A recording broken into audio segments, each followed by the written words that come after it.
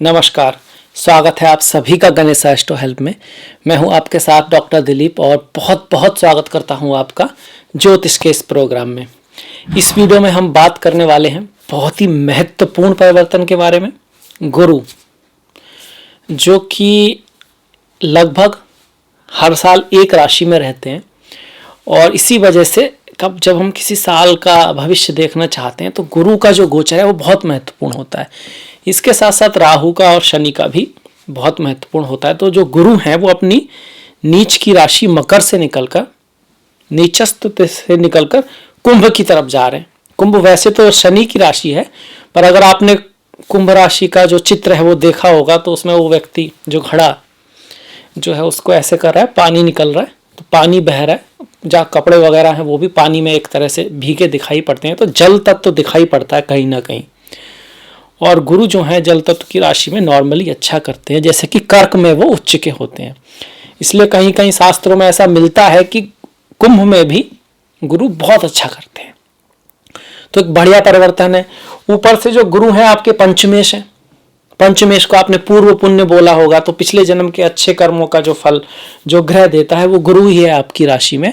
और वो एकादश कुंभ जो राशि है उसको एकादश नंबर से दिखाते हैं, 11 नंबर से दिखाते हैं, आपके चतुर्थ भाव में आ रहे हैं। और ऐसा नहीं कि एक आध महीने के लिए, अब वो 20 नवंबर को आएंगे और उसके बाद देखिए नवंबर, दिसंबर और आपका जनवरी, फरवरी, मार्च, अप्रैल, 12 अप्रैल तक वहीं रहने वाले हैं। तो ये जो परिवर्तन है आपके जीवन पर क्या प्रभाव पड़ेगा, जीवन के किस क्षेत्र पर क्या प्रभाव पड़ेगा, इस पर बात करेंगे। तो देखते हैं, आपकी कुंडली पर आ जाते हैं। देखिए आपकी कुंडली में वो पंचम, ये पंचम भाव है। ये 12 नंबर पर मत जाइए। 12 नंबर मतलब 12वीं राशि जो मीन होती है, जिसके स्वामी गुरु हैं। ऐसे ही ये 9 नंबर यहाँ पे लिखा है, इसका मतलब है 9वीं राशि है। यहाँ पर भाव ये दूसरा है, ये पहला, ये दूसरा, ये तीसरा, ये चौथा, ये पांचवा, ये छठा, सातवां, आठवां, 9वां, 10वां, 11वां, 12वां, और जो नंबर है वो राशि को दिखा रहा है। तो गुरु की 2 राशियां, एक धनु, दूसरी मीन।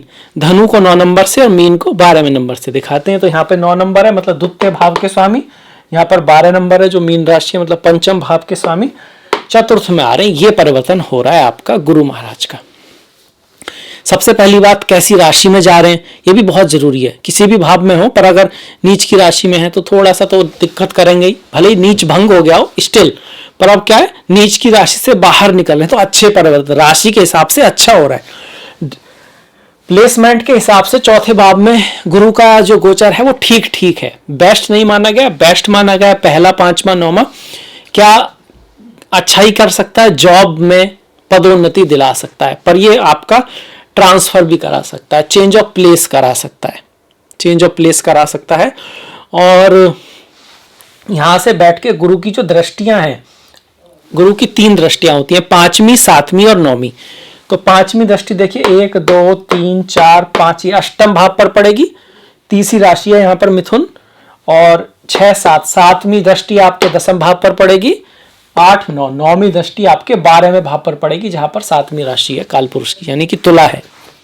तो अष्टम भाव पर गुरु की दृष्टि वैसे अच्छी मानी गई है, क्योंकि नेचर मिलता है काफी हद तक। गुरु दर्शन, धर्म, फिलोसॉफी, इनसे कहीं ना कहीं जुड़े हैं। इसके साथ साथ वेल्थ से भी जुड़े हैं, नॉलेज से, विजडम से तो जुड़े हैं, हायर एजुकेशन से भी जुड़े हैं, पर इससे भी जुड़े हैं। अष्टम भाव भी कहीं ना कहीं डीप नॉलेज, रिसर्च, अकल्ट, जमीन में के नीचे जो चीजें होती हैं, मतलब जो दिखती नहीं है, चाहे वो पेट्रोल, डीजल, केमिकल, गैस हो या फिर सीक्रेट्स हो, रहस्य हो।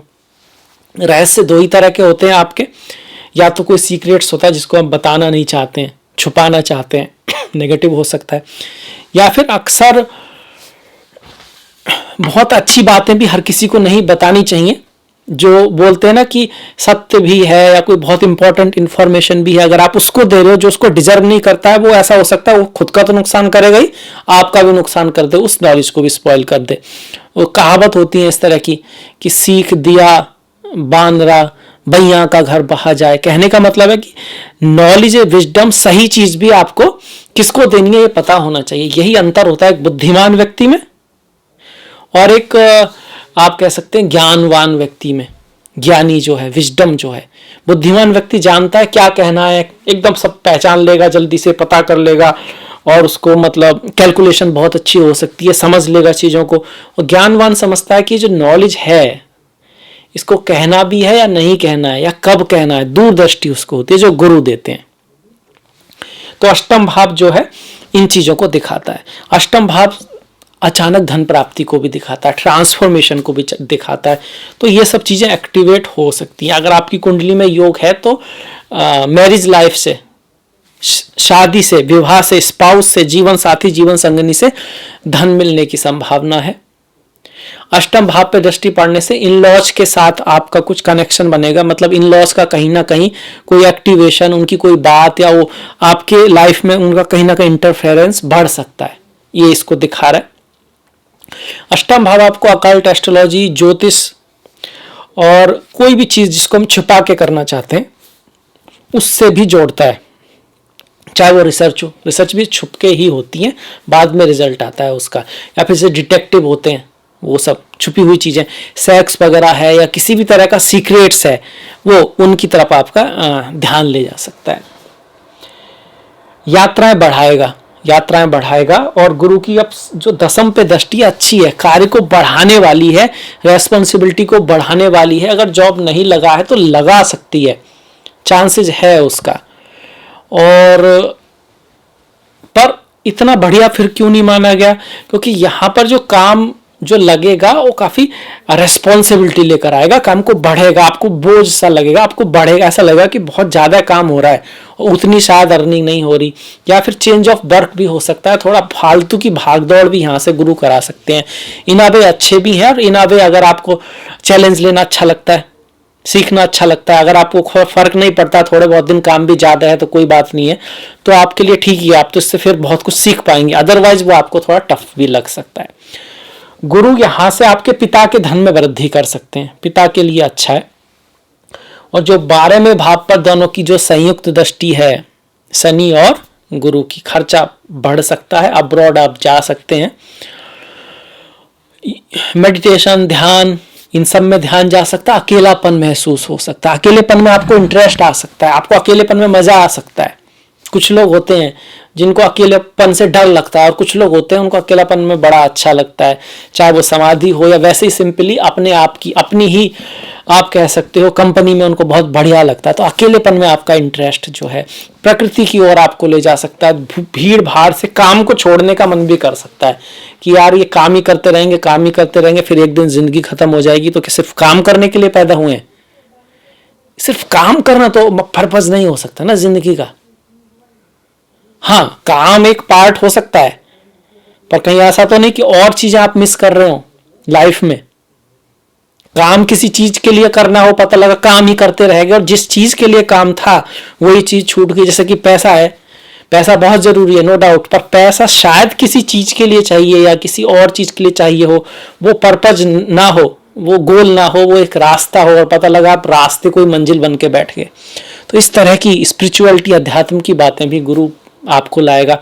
खर्चा करा सकता है अच्छी चीजों में, घर में कोई शुभ चीज हो सकती है, किसी की हेल्प कर सकते हैं आप अच्छी चीजों में, आप पढ़ाई लिखाई में, अब्रॉड जाने में, अपने आप को अपग्रेड करने में, अच्छी चीजों में जो है आपका खर्च बन सकता है, बढ़ सकता है यहाँ पर। तो ये रहा हमारा। अच्छा, ये जो भाव है इस पर शनि की भी दृष्टि आ रही है, इस वजह से 12th भाव की जो चीजें हैं वो ज्यादा डोमिनेंट हो रही हैं। अब्रॉड जाना हो गया, खर्चा हो गया, तीर्थ स्थान पे जाना हो गया, स्वास्थ्य का ध्यान रखना है। पैसे के मामले में खर्च करते वक्त थोड़ा सोच के करना है, कभी कभी एक्स्ट्रा खर्च भी यहाँ से आ सकता है। लड़ाई झगड़े से दूर रहना है, लड़ाई झगड़े से दूर रहना है। ये हो गया हमारा गुरु का जो गोचर दिखा रहा है। पर क्या ये सारा एक सही दिखाएगा इतने सारे महीने, नवंबर, दिसंबर, जनवरी, फरवरी, मार्च, अप्रैल? नहीं, थोड़ा थोड़ा अंतर आएगा। जनवरी 1 जनवरी 2022 तक जो है गुरु मंगल के नक्षत्र में रहेंगे, धनिष्ठा नक्षत्र में रहेंगे, जो आपके स्वामी हैं, लग्न के राशि के मंगल। तो किस चीज का रिजल्ट देंगे?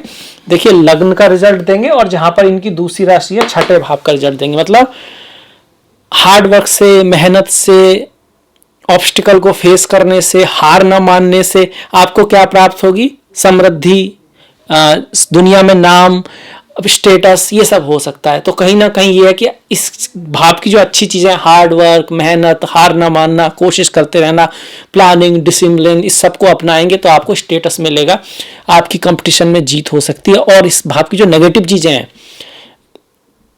नेगेटिव क्या है यहाँ का, लड़ाई झगड़ा, स्वास्थ्य में बीमारी आदि, इन सबको इग्नोर करना है। बीमारी आदि को कैसे इग्नोर कर सकते हैं, अपनी तरफ से एक हार्मोनी रखें अपनी लाइफ में, काम का और एक्सरसाइज का, मेडिटेशन का, ध्यान का समय रखें।